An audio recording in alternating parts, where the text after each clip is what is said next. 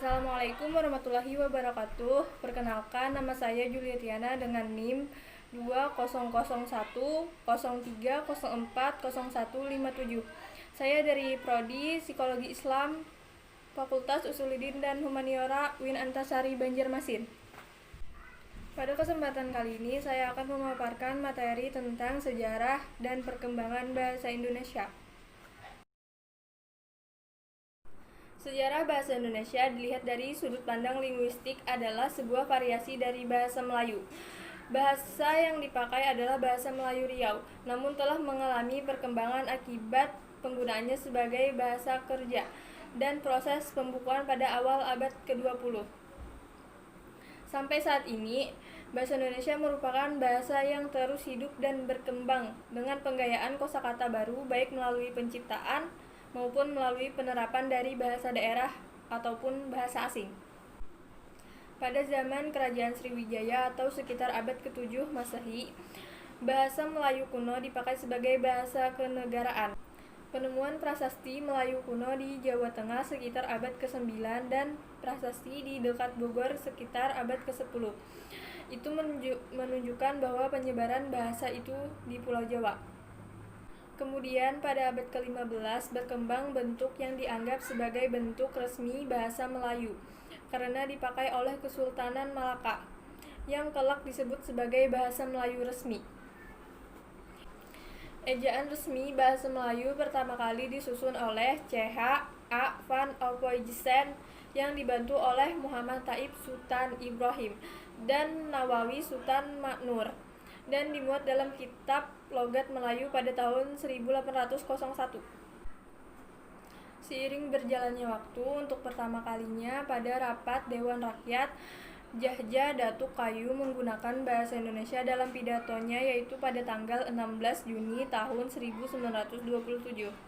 Dari sinilah bahasa Indonesia mulai berkembang, mulai dari ditetapkannya bahasa Indonesia sebagai bahasa persatuan pada Sumpah Pemuda 28 Oktober 1928 dan didirikannya pujangga baru oleh sastrawan Indonesia yang diketuai oleh Sultan Takdir Ali Syahbana.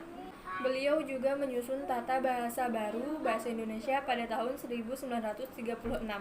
Setelah itu diadakannya Kongres pertama Bahasa Indonesia di Solo dari tanggal 25 sampai 28 Juni 1938 yang menghasilkan bahwa usaha pembinaan dan pengembangan bahasa Indonesia telah dilakukan secara sadar oleh cendekiawan dan budayawan Indonesia pada saat itu.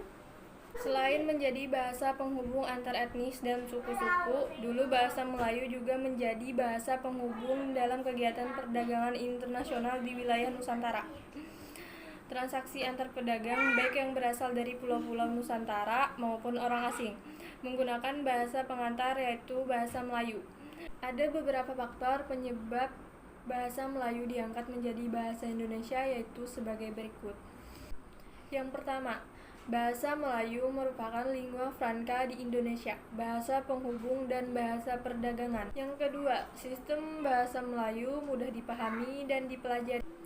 Dan yang ketiga, suku Jawa, suku Sunda, dan suku-suku lainnya dengan sukarela menerima bahasa Melayu menjadi bahasa Indonesia sebagai bahasa nasional. Kemudian yang terakhir, bahasa Melayu mempunyai kesanggupan untuk dipakai sebagai bahasa kebudayaan dalam arti yang luas. Dasar Hukum Bahasa Indonesia. Pada tanggal 18 Agustus 1945, Undang-Undang Dasar Negara Republik Indonesia 1945 diundangkan salah satu dari pasal-pasal yang terdapat pada Undang-Undang Dasar 1945 tersebut, yakni Bab 15 Pasal 36 yang berbunyi, bahasa negara ialah bahasa Indonesia. Kemudian pada tahun 1947 muncullah ejaan Suwandi. Menurut Surdayanto, ejaan Suwandi merupakan sistem ejaan Latin untuk bahasa Indonesia sesudah proklamasi kemerdekaan yang dimuat dalam surat keputusan pengajaran, pendidikan, dan kebudayaan. Selanjutnya diadakan Kongres Bahasa Indonesia II di Medan pada tanggal 28 Oktober sampai 2 November 1954. Berbeda dengan Kongres Bahasa Indonesia 1 yang diselenggarakan di Solo atas prakarsa pribadi, Kongres Bahasa Indonesia 2 ini diselenggarakan oleh pemerintah, yaitu Jabatan Kebudayaan Kementerian Pendidikan, Pengajaran, dan Kebudayaan. Menurut Krida Laksana, keputusan Kongres Bahasa Indonesia 2 ini tidak menjadi keputusan, melainkan pemerintah Republik Indonesia benar-benar menyusun panitia pembaharuan ejaan bahasa Indonesia.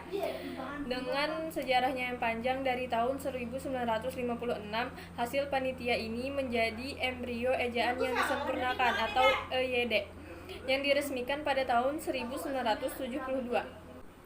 Terkait ejaan yang disempurnakan atau EYD, Surdayanto menjelaskan bahwa sistem ejaan bahasa Indonesia yang sebagian besar sama dengan sistem ejaan Malaysia, yang termuat dalam Surat Keputusan Presiden Nomor 57 tanggal 16 tahun 1972 dan menjadi ejaan resmi bahasa Indonesia sampai tahun 2015. Perbedaannya dengan ejaan Swandi adalah antara lain huruf J menjadi Y, huruf DJ menjadi J, huruf NJ menjadi NY, CH menjadi KH, TJ menjadi C, dan SJ menjadi SY. Berkat rumusan politik bahasa nasional, pemerintah melalui Badan Bahasa dapat melakukan pengembangan bahasa dan pembinaan bahasa. Krida Laksana menjelaskan bahwa pengembangan bahasa adalah usaha untuk memperluas pemakaian bahasa di luar masyarakat. Bahasa yang bersangkutan melalui pengajaran bahasa, media massa, dan lain-lain. Surdayanto menjelaskan bahwa pembinaan bahasa adalah upaya untuk meningkatkan mutu penggunaan bahasa, antara lain yaitu mencakupi peningkatan sikap, pengetahuan, dan keterampilan berbahasa yang dilakukan. Misalnya, melalui jalur pendidikan dan permasyarakatan.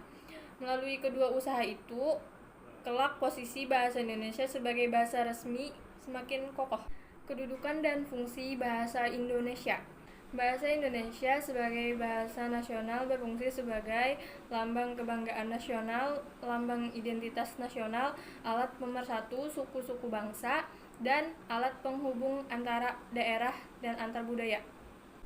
Bahasa Indonesia sebagai bahasa negara berfungsi sebagai bahasa resmi kenegaraan, bahasa pengantar dalam dunia pendidikan, alat penghubung di tingkat nasional untuk kepentingan pembangunan dan pemerintahan, dan alat pengembangan kebudayaan, ilmu pengetahuan, dan teknologi. Nah, sekian materi yang bisa saya jelaskan tentang sejarah dan perkembangan bahasa Indonesia. Jika ada kekurangan, saya mohon maaf. Wassalamualaikum warahmatullahi wabarakatuh.